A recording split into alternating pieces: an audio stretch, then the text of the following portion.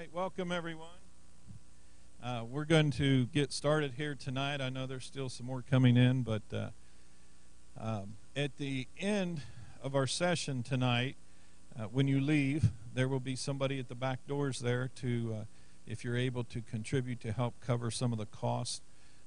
All the money that we collect will go to these guys, and so, and also, when they're done, they're going to give you an opportunity for question and answer. So you might be thinking about that if you have any questions or anything. But I'm going to get out of the way. It's good to have Lily and Jill with us tonight, and they're going to do their thing and share with us, and then again take some questions afterwards. So I'm glad that we can be here. I'm glad that you're here.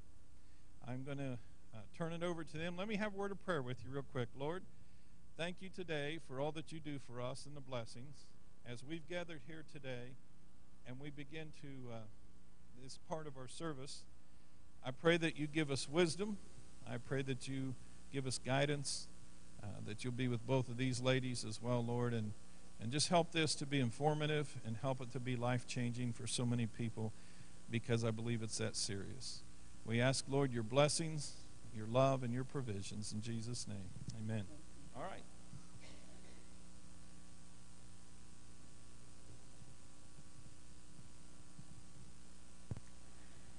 Can you hear me? Am I on? Okay. Well, my name is Lily Paisley, and I have an organization that's called Anchored for Justice. It is a nonprofit organization. It is geared towards educating the public on human trafficking. What it is, what it entails, how it affects people's lives, what you can do to participate, how to identify the red flags. There's a whole area that can go on and on, but tonight I'm just going to hit on some of the topics that I think might captivate your interest. And the organization just goes out and not only do we help increase awareness of human trafficking, but we also work to rescue and restore lives of those girls that have been caught up in human trafficking. There are also males, but primarily I have been finding myself working more with females.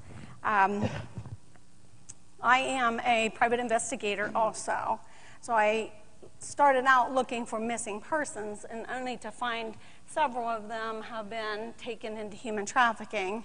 And so that's kind of what geared me towards creating this nonprofit organization. We have some brochures here. There are some that are about the organization, and then there's some brochures that are regarding children and other ones regarding teenagers. How many here have heard about human trafficking and they know what it is? It's starting to get pretty widespread, and it is a $34 billion industry, just the sex trafficking alone. Now, human trafficking also consists of labor trafficking and organ trafficking. And of course, labor trafficking is like a lot of illegal people coming over and having them work in the fields, and it's another area. I don't really cover that area as much as I do the sex trafficking. But human trafficking, it is against the law. It is a crime. And the more the government comes up with laws and everything they can to help prevent human trafficking, the more the traffickers come up with new ways of doing their thing. I think change is the tool agent for the future, and the traffickers are doing it too. Human trafficking is a modern-day form of slavery, and it involves the use of force, fraud, and coercion. Some of the examples of force is beating, slapping, raping, burning, just physical abuse to the person. Fraud is false promises, deceit, lying, affectionate behavior. A lot of, right now, it's a lucrative time for teenage runaways. Girls that run away from home, they are very much in getting a chance of taking into human trafficking. The reason that they run away from home Either they're not getting along with their parents, there's problems at home, parents are abusive, parents are alcoholics. There's numerous reasons why teenagers would run away. When they run into somebody that is a trafficker, then the trafficker knows how to work with that person. They know how to manipulate and tell this runaway, hey, I can give you a better life. I can meet your needs better than your parents can. You're a wonderful person. I can get everything for you. They begin this manipulating tool to get these girls to start to trust them. It's not, right now they're looking at the average age is 13 years old. But there are girls that have been trafficked that are in their 20s, 25 to 27 years old. But right now the statistics are showing the age of between 13 and 17 are the ones that are taken into human trafficking. And a lot of them are runaways because of the low self-esteem, low self-image, looking for anybody to accept them and treat them well. Human trafficking is very organized. In order to have a business that's successful, if you're a business owner, you know that to be successful, you have to be organized. And human trafficking is very organized. There are key players to human trafficking. There are the pimps, which are the traffickers, and they are the main person. There is a chart somewhere here. One of those charts up there will show you there is a person that's called a bottom girl. There is a recruiter. There is a groomer. And these people, once they get taken into human trafficking, they go into stages. The recruiter is a person that will find a runaway or find somebody that's very easy to take. And once they get them under their wing, once they get them to trust them, they then move them to what's called a groomer. A groomer is a person that works for the pimp and teaches these girls what they're going to do, what's going to happen if they don't do what they tell them to do. Teaches them how to negotiate. They're taught what kind of clothes they have to wear. They are taught how they're to behave. And they are basically taught the rules, and they are showed what's going to happen if you don't do what you're supposed to do. Many of these girls are beaten, raped, repeatedly raped, sold, and branded. Branding is another word for a tattoo. These girls will get a tattoo so that other members, other traffickers will know that this person belongs to somebody else, and they don't try to get them. When these girls are out on the streets doing what they're told to do, they have a watchman. A watchman is another person that's part of the team. The watchman is the one that watches these girls. They know what kind of car they're supposed to get into. They know how much money they're supposed to bring back when they get dropped off. And they know, they watch them to make sure they don't try to run away. But the trafficker gets all the money. These girls get nothing. Once they take these girls, they do get them addicted to drugs. And one girl that I started working with, she was graduated from high school, got married, had a couple kids, got a divorce, and her sister wanted to go out on the town just to kind of celebrate. So they go to this bar, and the girl sitting at the bar, her sister leaves, and she's sitting there alone, and these two guys come up, one on each side of her. And this is a law-abiding, upstanding citizen who's not out to hurt anybody, just out for a night on the town. While the one guy drugs her drink, the next thing that she knows is she's waking up in a basement. She had been injected in between her toes with heroin. She had been repeatedly raped, beaten, and sold numerous times that night. And she then become addicted to the heroin. And if you are involved in any kind of programs for the addiction, you will know that heroin is like the love of your life. After you get addicted, that's all that you search for. That's all you want, and you will do anything to get this drug. And human trafficking is not only about the drugs, it is about power, and it's about money. But in order to get to that point, these girls have to be addicted to drugs, because now that's what they want. The pimp will give it to them. They will make money, give the money to the pimp, and it's a vicious cycle. Some of the Traffickers will trade. They will sell their girls after they have reached their return of investment, is what they call it. And it becomes a vicious cycle all over again. In this brochure down here for teenagers, there is like a depiction in there of a trafficker talking to a teenager saying, I will do with you what I want to do. I own you. You are mine.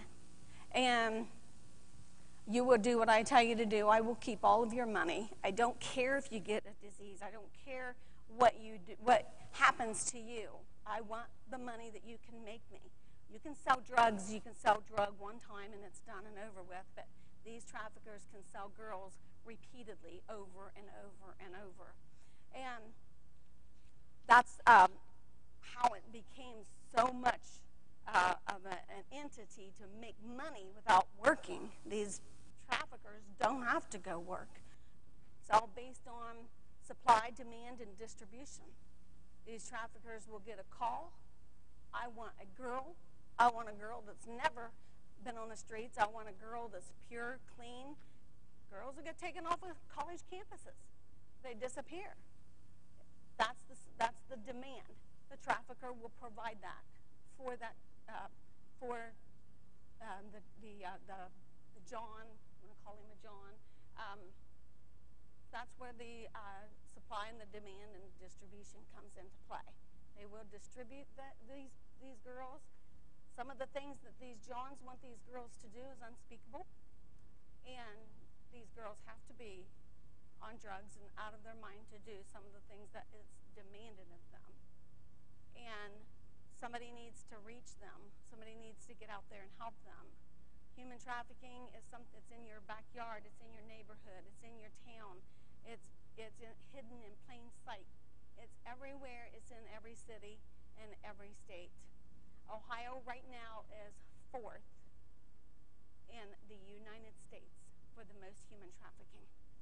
And that's pretty sad because there's California, Florida, and Texas, and then Ohio. Several years ago when I started doing this, Ohio was 8th. And now it's all the way down to being 4th on the list. So we're not doing something. Something is not right.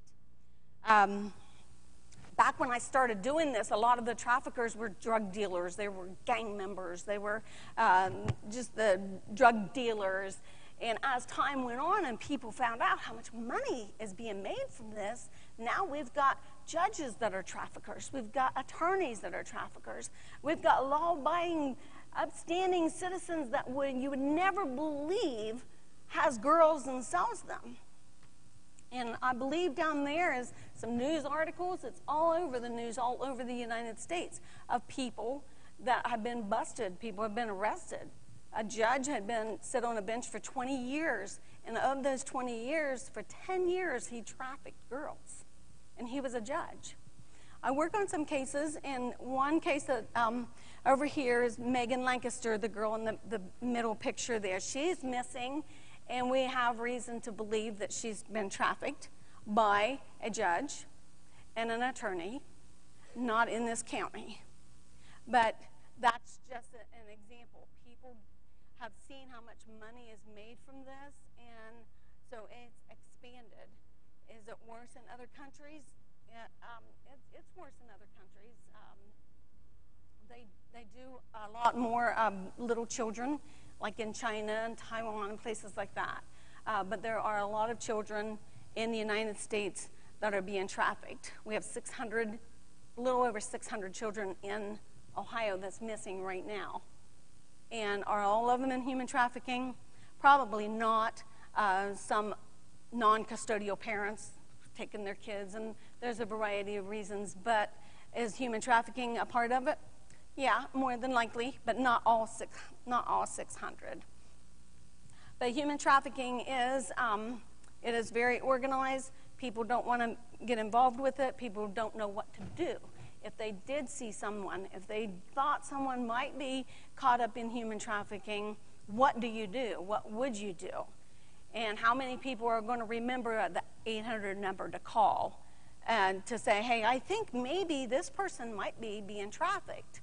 Parents will traffic their children because they need rent money, they need drug money, And I know that you've probably read in the paper where it's happened locally. But it is a big thing, and what our organization does is try to bring awareness about with what human trafficking is. There's some red flags down there that will depict what some of the red flags are that you can pick up on. And everything is different for children, different for teenagers, different for adults that's being trafficked. And the best thing to do is just to go with your gut. And if you think something's wrong, you think something's not right, then you call this 800 number, and it is human trafficking task awareness, and they will contact the right people in this area to just look into it. You don't have to give your name. You don't have to tell them where you live. You don't have to tell them anything about you other than that you suspect there might be some human trafficking going on in this area, on this street, or a couple houses down. But you're part of being aware of different things that might be going on. Tattoos, excessive young teenagers hanging out with an older man, going somewhere, and the girl's not allowed to talk. The man does all of the talking.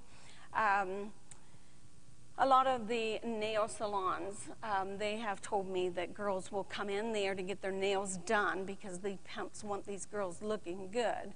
But they're not allowed to pick the color. They're not allowed to pick the length. They're not allowed to talk at all to the person that's doing the nails. The man does all of the talking, and he sits there with them.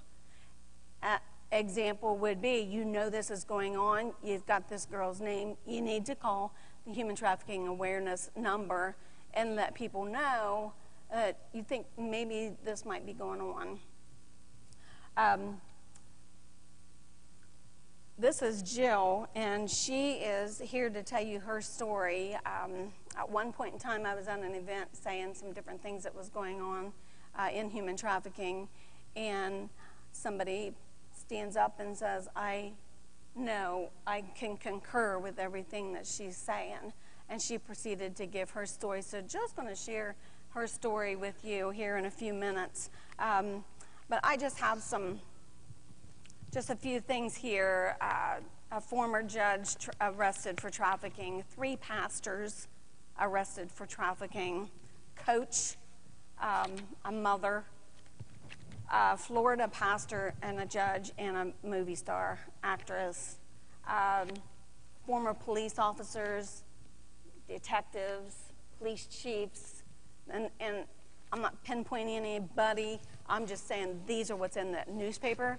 These are articles that come out, and so it is something that you really need to be aware of. When we go out on the streets to try to help these girls, we take these bags. There's a bag down there. I have a couple of different church organizations, women organizations. They make these bags, and we call them bee-free bags, hygiene bags, or whatever you want to call them. But we put in items in these bags to help these girls. Personal items. We also put information of how they can be rescued and restored, and what we can do to help them. But we will put everything that you can think of that you need that you don't really think is really that important to you, but how much would it be for a nail file or clippers to be put in this bag, because how many of us get a hangnail and it drives us crazy? Little things like that. But primarily the reason for these bags for me as an investigator is to get out on the streets and get close to these girls so that I can identify possibly the ones that are missing, the ones that have been taken into human trafficking. Granted, there are the renegade prostitutes. There are the girls that are on the streets, their mom's on the streets, their grandma's been on the streets. They have been on the streets for a long time. They're well known, but when they do something, they get to keep the money. It's theirs. Trafficking is where a trafficker takes their money. A trafficker takes everything they have. They get caught in trap houses. Trap houses is the only place that they could go because they're so addicted to drugs. Once they get in the trap house, in order to even use any water, to use the bathroom, to do anything in the trap house, they have to pay. They have to pay $1 to use the bathroom. And you have to pay $1 to run the water. These are how vicious these traffickers are. So these girls will have to try to negotiate to get a little bit more money from the pimps or from the Johns, and to use that money to survive. So hopefully when we go out and meet these girls, some of this information in these bags will help them to have a little better of a life and to know that there's hope out there, to know that somebody cares. One of the biggest challenges that we have is when they do get rescued, a lot of the facilities, they have to be tested clean. And you're not going to find any girls on the streets. You're just not going to take them off the streets and test them, and they're going to be clean. They've got to go through a process. So that's one challenge. There are a few places that are now starting to open up doors for girls that may still have the addiction, but they offer help for them. But for me, on investigating these girls that have been missing, I tried to identify some of the characteristics about them that cannot be changed, like birthmarks and things like that a trafficker cannot change. Traffickers will go as far as doing all kinds of changes on these people. Lip injections, breast implants, changing their hair color. A lot of these missing posters that you see, when these girls are found, they don't look like those posters. They don't look anything like the posters, because the posters are what they look like before they got caught up into this. Lack of nutrition, lack of proper hygiene, lack of, taking care of your hair the right way. It changes your looks. The stress of drugs and the things that you are made to do out on the streets really wear you out and change the very countenance on your face. So you don't really look like the posters, and that's one reason why it's so hard to find these girls. So you have to be able to identify some of the characteristics that cannot be changed. And so that's what we do with these bags, and we do offer, ask for donations on items that go in the bags. And then we have, like I said, a couple church groups. They make the bags. Excuse me. We started out with just brown bags, and we found that those were not very successful. They were falling apart, and so for the sake of money, we decided to put plastic bags inside the brown bags, and then it changed to colored bags, and still wasn't real satisfied with it, but it didn't stop us. But then all of a sudden, somebody comes up and says, hey, we'd like to make these bags so that you can distribute them on the streets. We do put like socks and underwear, things in the bag that will cause them to keep the bags, so they don't use up everything and just throw the bags.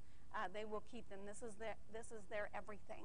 We may have our life savings in a bank account or someplace. These girls on the streets have nothing, and this is their life. Everything in these bags are their life, and you don't want to take their bag away from them, because this is everything they have. That's all they have. They have family members that have turned against them. They have family members that are not looking for them. After you look for someone 2 or 3 years, you just kind of got to get on with your life. And so some of the girls that have been missing, there's not a whole lot of events that go on. There's not a whole lot of awareness events to let them know that we're still looking for them. So this is what our organization does. Not only goes out to look, but also to help bring awareness. We pass out these brochures. I hope that you will read them and maybe just put them on your refrigerator. And, if you see something, or you see a child, or a parent's doing something that things just aren't right, they're acting up. The one little girl in town that was being trafficked, it wasn't known until she went to school. She was trafficked all summer. And when she went to school, she was acting up at school. And they could have very easily said, hey, she's a pretty hyper child, and we need to put her on that medication for hyperactive kids. But instead, they looked a little bit deeper to find out what was happening to her, and she was being trafficked. Her mother was trafficking her because she needed money, rent money, drug money. And this was an 8-year-old little girl. And she's seen things she should never have seen. Did things she should have never had done. But it caused her to act out, and this certain teacher said, hey, there's more to this. Something's just not right with this. So, if it wasn't from her going with her gut, that little girl probably would still be being trafficked. So she just went with her gut cornered the little girl and said, hey, what's going on? We got to talk about this. So, if you see something or you hear something, you think something's going on, just know that this is real. This is happening in our town. And our town doesn't do a whole lot to expose a lot of things. I think they've only exposed a couple cases, and they called it human trafficking. But by the time they got it through the court system, they did negotiating and plea bargaining, and it didn't turn into be human trafficking, but it was human trafficking. So if Jill, would you like to come up here and just kind of talk a little bit about what has happened to you? And I'll hand out some of these brochures. It's only by the grace of God that I stand here today to tell you my story. My name is Jill Scher. I am 37 years old. I am a resident of Muskingum County, Zanesville. I never thought in my life that I would be a victim of human trafficking.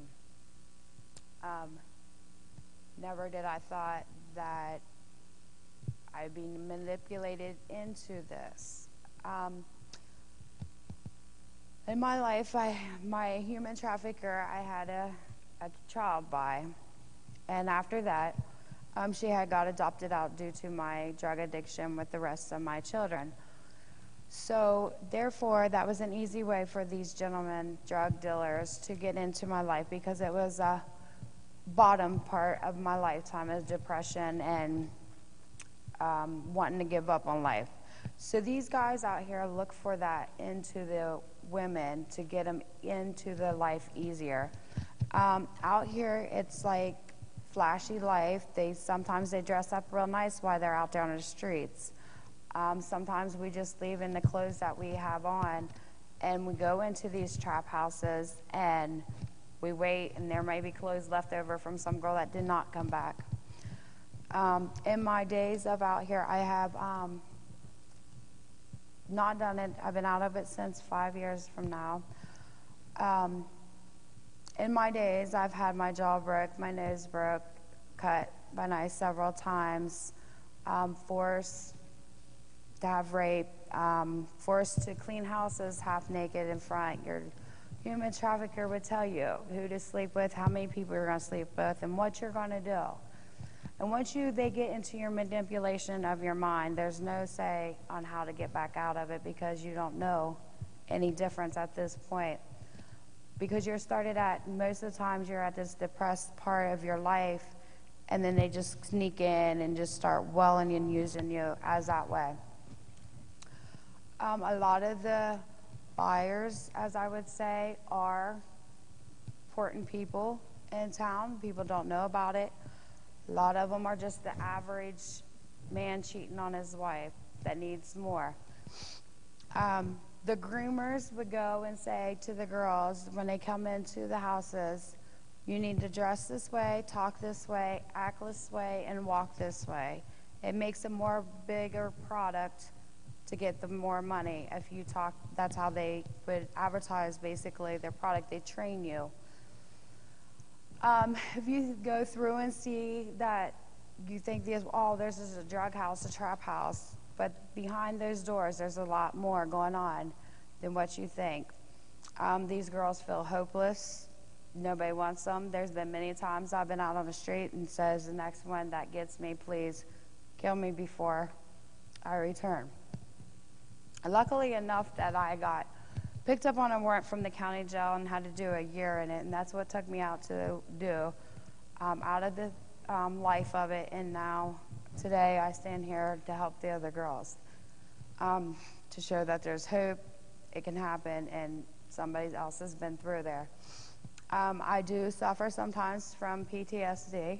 I do have flashbacks.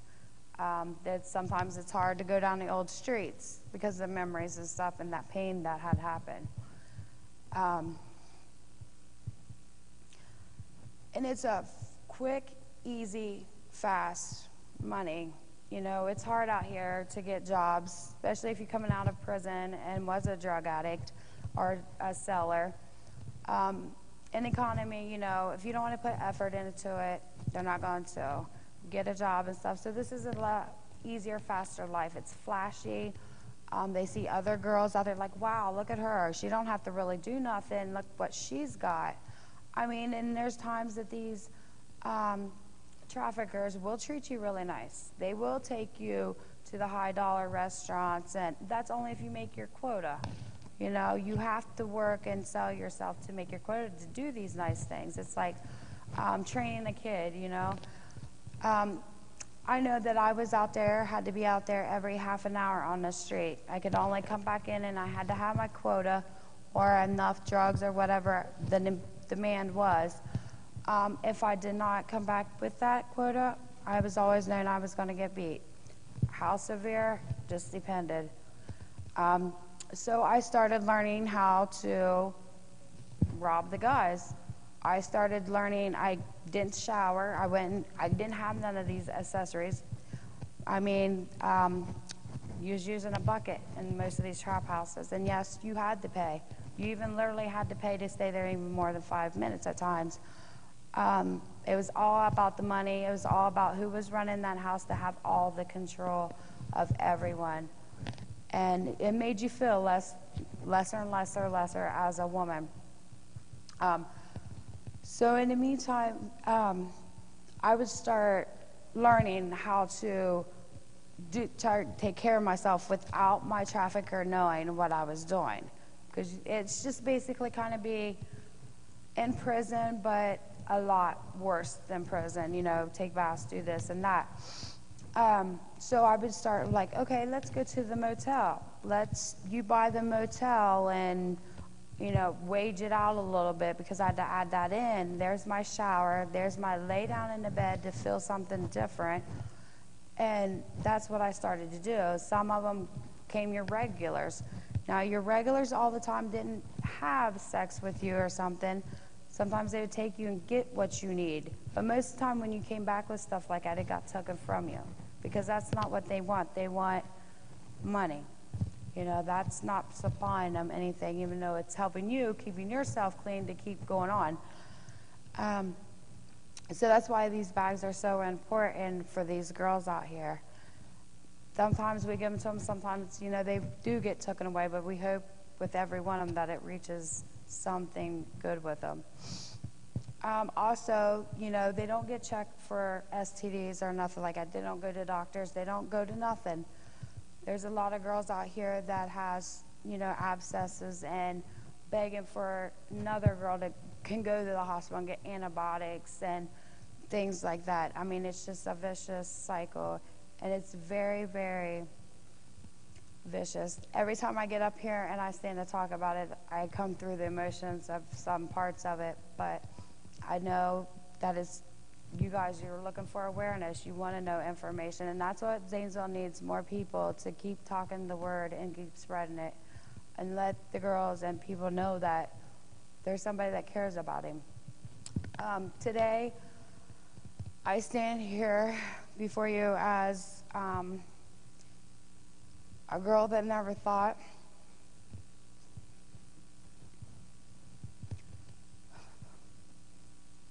that she can have her own house, go to college right now. I was working on my associate's degree as a social worker assistant. And Lily, she's like, oh, I'm getting ready to lose you, you know. But no, that's part of my passion, is to do this. It's tugging over my heart because I met a lot of good friends out there, even though we was in what we had to do, but it's what it was. And, you know, that's just my passion of doing this. And I never thought in my whole 37 years, I thought I could go. I've been trying for 19 years, but everything else has taken to me. But I just want to be the other side of the grass with these girls and things. I don't really tell a lot of detail of my story because some of it's really too gross and might just hit. And some of it I haven't dealt with yet, and I'm working on that. I'm dealing with all of that. I know that I read somewhere the percentage, you know, 90% of these people come from foster homes that are made there to do this. A lot of people don't even think that. And there's people that just get took by walking down the street, just from going from like work to the car. They're, you know, you can't even walk in Zanesville, walking down the street to go somewhere, and somebody trying to pick you up. That's how bad it is. No matter what you're dressed or what you look like or anything, it's pretty sick out there, and it's really real, and it's getting worse. And I don't know, I just want to be, if you have any questions, you know, for me or any more, want to know any more detail, please feel free to ask me. I will answer as best as I can. And thank you for all attending this and wanting to know more information on human trafficking.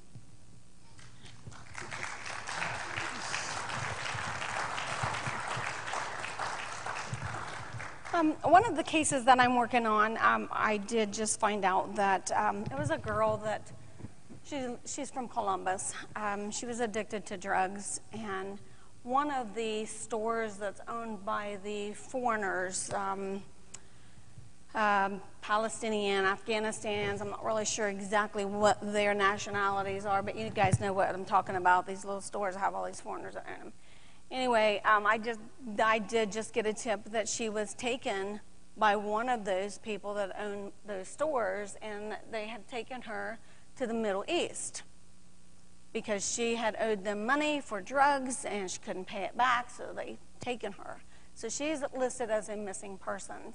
The chances of us finding her over in the Middle East is slim to none.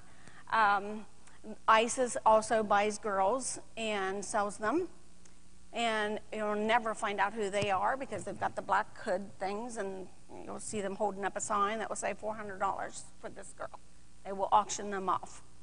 I have another girl that may very well possibly have been taken by the Mexican mafia because of drugs. She couldn't pay back the drug money, and so they kidnapped her and took her. She's working for them, and I think I did find her. I'm not sure yet. If I need a lot of support behind me to really investigate this a little bit more. I have a girl that went to Columbus for a modeling. She was lured in to go for modeling. And she goes into this building. She gives them all of her identification. She gives her social security card, everything. And she's to go through these double doors over here for the modeling. And it was all dressed up to where it was actually it was a semi-truck. After you went through those doors, it was the back of a semi-truck. But it looked as though it was a room that they were going into to sit and wait to be called, to be judged as to whether or not they would meet the modeling criteria. Once you go through those doors, you're done. This girl was transferred. She was dancing, stripping in Las Vegas, where she was forced to do the human trafficking in Las Vegas. So there's a multitude of things. There are children, there are teenagers, there are young people, and there's just a lot. So, just keep your eyes open, and if you do suspect something, report it or call in. Some of these girls, once they do get rescued, they're scared to death. They're scared to death. One girl, she was in human trafficking for 6 years. She came with me a lot to speak and give her story, and she had been taken 2 or 3 times after she got released. They found her. Her pimp found her. And she did finally get released, and she started up an organization called Survivors, Inc. And what she did there was, and there's some pictures here, because of the branding that these pimps put on them, what she did was take those tattoos and turn them into something else. She made them look like flowers, or just really artistic work that she did on these girls. She started working with a program. I think maybe a lot of you might have seen the documentary on the missing girls from Chillicothe. She started working with them, and she wanted to stay anonymous, but in the show it showed some of her tattoos, and they were distinctive tattoos. So I knew that she was on that show just from looking at these tattoos. And needless to say, she's now dead. 3 people that helped out, 3 people from the streets that helped out with that documentary are now dead. This is serious. These people don't want to be found. They don't want anybody stopping them in doing this business because it brings in a lot of money.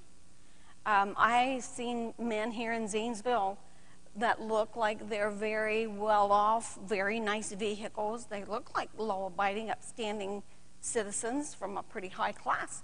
I have literally watched them pick up girls on the streets and take them and do what they wanted to do, and then later that night go home to their wives. And not knowing these girls don't get taken care of on the streets. They don't get treatments for STDs. They don't get treatments for some of their personal problems. And little are these people thinking that, hey, I'm going to take this disease possibly home to my wife, and then my wife is going to get something, and then she's going to wonder where it came from. One girl was being counseled, and she had been rescued, and she said, for some of these men, it's like going to a candy machine at lunchtime, putting in your money and getting your sweet stuff. Because a lot of men will go on their lunch break out, have the job done, and go back to work. And so if it's brought to more attention to the Johns on the streets that there's a possibility of you getting a disease, there's a possibility of you hurting other people, is it worth the risk? Yeah, there are a lot of laws that come about that are trying to prevent people from buying sex, but it's not working. Obviously, it's not working in Ohio when we are fourth in the United States, because there's bigger states than just Ohio. So, if you know somebody that does this, if you know somebody that does go out and grab a girl for a quickie or for an evening or what, kind of expand their tunnel vision, deepen their thought process, broaden their horizons on what's going to happen to them if they keep this up. Because if we can stop this, we can reduce some of the trafficking. But sometimes you're fighting a losing battle. Polaris is a national organization that does the statistics on human trafficking, and they are the ones that came up a couple years ago. They did an analysis on all the businesses that profit from human trafficking, and the number one business was law enforcement. And law enforcement is the one that's supposed to be reducing this, not promoting it. And I'm constantly getting messages where this detective, that detective has been arrested. So this is serious business. It is a moneymaker, $34 billion just in the United States. And it's going to be a hard thing to crack because of the money. Everybody wants money and nobody cares who they hurt. So at this time, we'll go ahead and give you the opportunity to ask questions if you have any for me or for Jill. Anyone have any questions? 9%. It's 9%. They do, and they incorporate that in with some of the young kids that struggle with homosexuality. They really focus in on that because that is indicative to having a low self-esteem, and they focus on those kids too. But it's overall for boys it's 9%, around 9%, and that's not an exact number because it's really hard to say that these numbers are exact because the way the revolving door, the way it is. But right now, that's what Polaris is saying.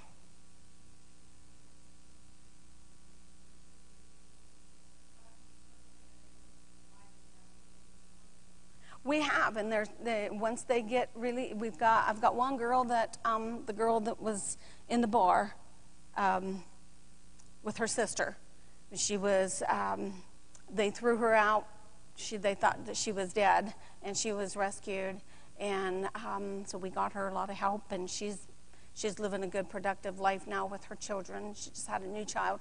Problem is, she's going to live the rest of her life with HIV. But she is out of it, and she's doing good. The girl, the modeling girl, she doesn't want her name. She's out. She's living a good life, but she doesn't want her name exposed. She won't stand up here and tell her story because she lives in fear. I have on the brochures that was handed out, there's a website on there. If you go to that website under Anchor for Justice, you'll see there's girls on there that will give their testimony and those are girls that I've worked with.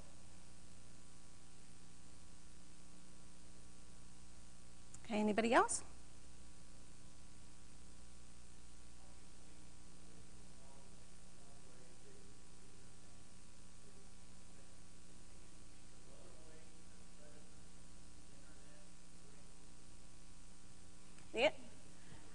Yeah, the internet is becoming more and more popular. Of course, they did just shut down Backpage.com. That was one of the biggest prominent websites that they were using, and that went through the Supreme Court and everything, and they were able to shut that down. But they have come up with a new one. And we're not real sure what the name of it is. It's a brand new one. I've got some girls that are in prison. I get a lot of information from the girls that are in prison. They now have a new name, but there are numerous sites. And what the traffickers are doing, like I said, the way the government's changing, so are the laws, so are these traffickers. They're now moving more towards internet. There's the phone sex trafficking. There's escorts. There's just a variety, but they are using the internet more and more. Used to be, you can still go out on the streets, but a lot of them are working on the internet to draw girls in. The traffickers have homes where they have cameras set up, where they take these pictures, put them on the internet, give them a fake name, and sell them from there. So the internet has become even more of a tool for them. And they did just realize also some of the pickup spots are ramps, expressway ramps, and still using truck stops. And hotel rooms. A lot of little children that are used, they will have them in a home, and they'll have the pimp or the John will come to the house, and they've got guards that watch the house, and whereas the older girls, they will send them out. I wanted to add also, just because these traffickers get picked up and they go to prison, it doesn't stop there. They're actually trafficking from prison, and there's actually websites out there that you can go and get girls' names, put money on their books, and have it all done over the prison phones today. I didn't know it until I was in prison and seen it happen. These men will get pictures, sell them through the prison to the other guys. They go out, they say this is what they want. They have their people out on the street pick up these girls, and their ring still goes on, and they still have their business. So don't think just because they get picked up and you think that they're getting their punishment. No, their business is still running. They still traffic from prison, and there's still people out here that's underneath of them that go find these girls. Like, you may be like, hey, look, here's my kids. Well, next thing you know, them kids are gone into trafficking. It's that quick and it's that fast, and nobody realizes that until you actually been there, seen it, and heard it. But I had forgot about that when you was talking about the kids and the internet. I wanted to put that out there, that just because they're got their crime punishment, it hasn't stopped. So, there's just a lot of things that need to be worked out, did more of it, but I always want to let you guys know that information. Yes, ma'am?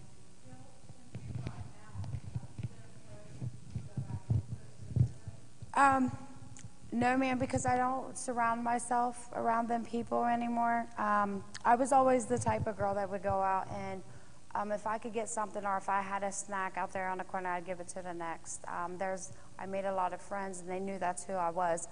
So today it doesn't bother me to go and hand these things because they're used to me doing that for them out there.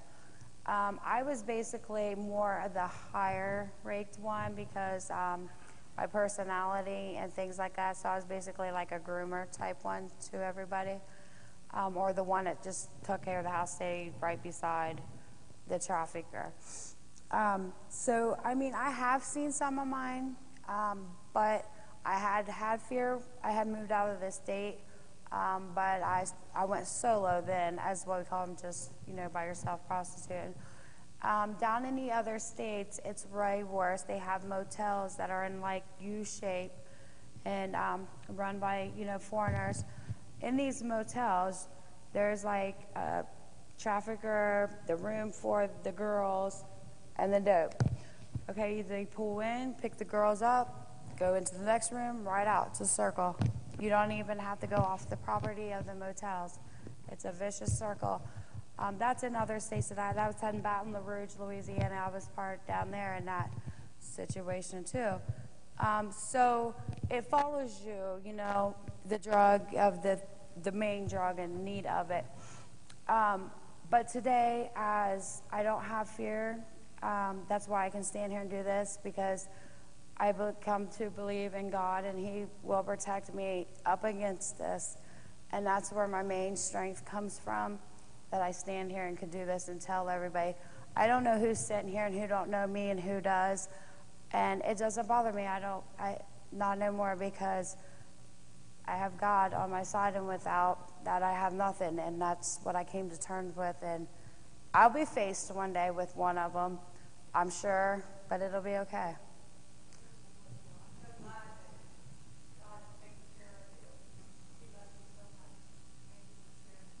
You're welcome. Well, thank you for having us. We appreciate your time. And if you take a look at the brochures that you have, and if you have any questions or anything, please give us a call, or you can go on the website and send an email or a message, and we'll be glad to help you out with anything that we can. Okay, Tara.